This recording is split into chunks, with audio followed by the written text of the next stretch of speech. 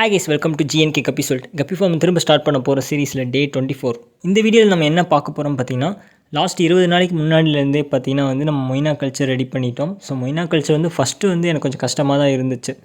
நான் ரொம்ப வருஷமாக மொய்னா கல்ச்சர் பண்ணி நிறைய டைம் நான் சேல்ஸ் பண்ணியிருக்கேன். எத்தனையோ பார்சல் கொடுத்துருக்கேன்.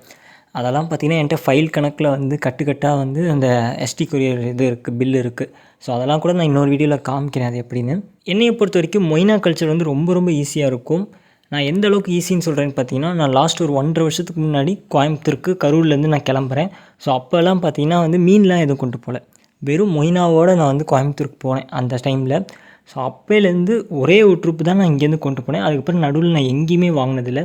அந்த 1.5 வருஷம் ஃபுல்லாக நான் அங்கேருந்து திரும்ப நான் ரிட்டன் கரூருக்கே வந்துட்டேன் 1.5 வருஷத்தில். அந்த 1.5 வருஷம் ஃபுல்லாக அந்த கல்ச்சரை வச்சு அடுத்தடுத்த புது கல்ச்சர் போட்டு அந்த அந்த 1.5 வருஷம் ஃபுல்லாக நான் வேறு யார்ட்டையுமே வாங்கலை. அந்த கல்ச்சரை வச்சே பார்த்திங்கன்னா நான் அப்பப்போ சேல்ஸ் பண்ணிட்டே இருந்தேன். எனக்கு தெரிஞ்சு அங்கேயே ஒரு 20-30 பேத்துக்கு நான் அமைச்சிருப்பேன். 30 பெட்டி போட்டு கூட அமைச்சிருக்கேன்.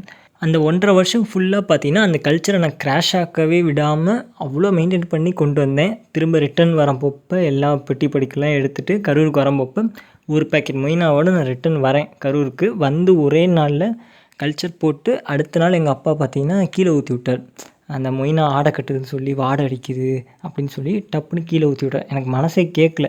ஏன்னா கிட்டத்தட்ட ஒரே கல்ச்சரை வச்சு நான் அவ்வளோ பாதுகாப்பு பண்ணி வெறும் ஒரு நாள் நான் வீட்டுக்கு வந்தது அடுத்த நாளே இந்த நிலைமைன்னு நினைக்கும் போப்போ கொஞ்சம் கஷ்டமாக தான் இருந்துச்சு. இருந்தாலும் சரி, ஓகே, எப்படி இருந்தாலும் நம்ம 2 மாதம் கேரளா போய் ஃபிஷ்ஷெல்லாம் வாங்குவோம், அப்போ பார்த்துக்கலாம் மொய்னா அப்படின்னு தான் இப்போ ஒரு வழியாக கல்ச்சர் நல்லா ஆகிட்டுருக்கு. சிகே கப்பீஸ் அவர்கிட்டருந்து ஒரு கல்ச்சர் வாங்கினது தான் இப்போ 4 டப்பா வரைக்கும் நான் கல்ச்சர் போட்டிருக்கேன். பட் 4 டப்பாவும் எனக்கு சுத்தமாக பத்தலை, குட்டிங்களுக்கே பத்தாமல் இருக்குது. ஸோ இன்னும் ஒரு 4 டப்பா எக்ஸ்ட்ரா பண்ணலான் இருக்கேன். ஸோ உங்களுக்கு எதாவது மொய்னா வேணும்னா சொல்லுங்கள், கான்டாக்ட் நம்பர் டிஸ்கிரிப்ஷனில் கொடுக்குறேன், கான்டாக்ட் பண்ணி கேளுங்க.